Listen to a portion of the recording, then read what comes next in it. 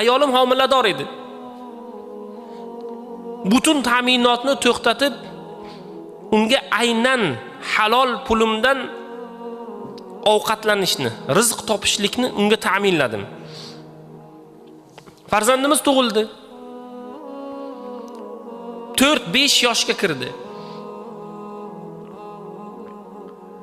Farzand onasi, ya'ni ayolim homilador bo'lgandan keyin qayerdan pul topyapman, qaysi pulimga narsa, oziq-ovqat sotib olyapman, hozirgacha men bilaman dedilar.